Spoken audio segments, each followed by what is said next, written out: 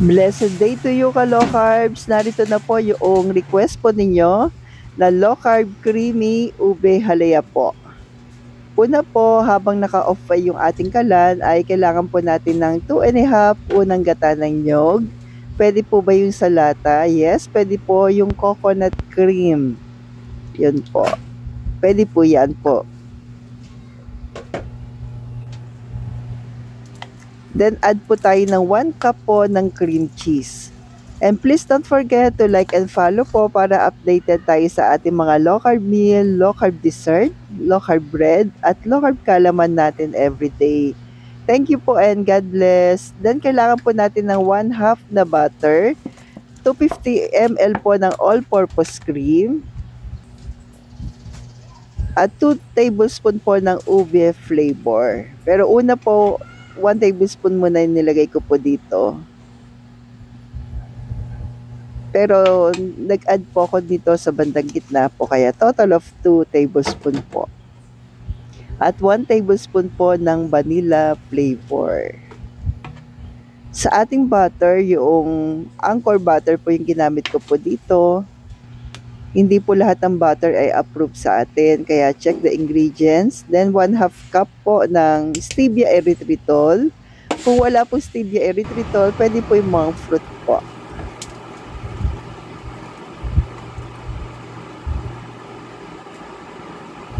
Yan, ngayon po pwede na natin i-on yung ating stove o yung ating kalan sa katamtamang lakas lamang po ng apoy.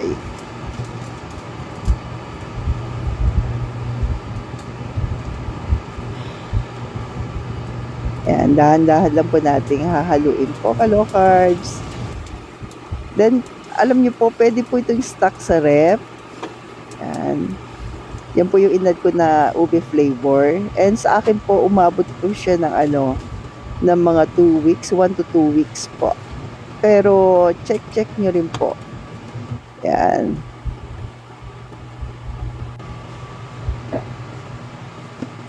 Haluin natin po. Then kapag okay na po sa inyo yung tamis niya, then add na po tayo ng ating coconut flour. 3/4 cup po yung akin nilagay po dito, pero dahan-dahan lamang po yung paglalagay natin ng coconut flour.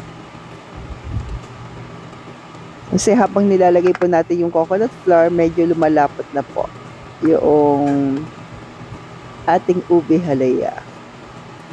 And then pagka medyo ganyan po, medyo namumuo-muo, and i-ano lang po natin, tignan lagi. Then 2 teaspoon po ng santan gum, available din po yan sa Cheddar's Green Dahan po. Yan, yung ating santan gum po, pampalapot din po yan po. Yan, ito po yung aking natitirang coconut flour. Kanina po kasi 1/2 pa lang nilagay ko. Ngayon nag-add po tayo ng 1/4. So total po dito ay 3/4 po na cup ng coconut flour. At kung umabot ka po sa part na ito, baka pwede po pa-comment naman kung saan ka po, ka-low carbs. Yan, kapag may nabubuo, medyo lang po natin yan. Para po, alam ko lamang po kung saan aabot itong aking ube halaya po na video. Thank you po sa pag-comment. Thank you so much, ka-low carbs. At kung okay lang din po, ano po ang non-scale victory mo po. Yan. Thank you po. Yan.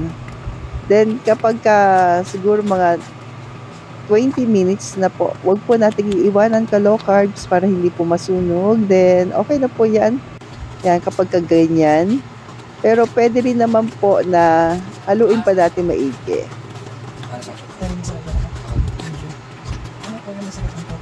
Yan, mas okay din po na medyo mas malapot pa po. Habang tumatagal kasi siya, mas lalapot pa po.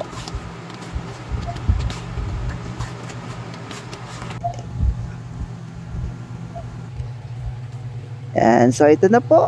Salin na po natin. Then kapag malamig na, pwede na natin ilagay sa ating ref. Much better, mas okay po. Pero masarap na rin po yan. So thank you po and God bless.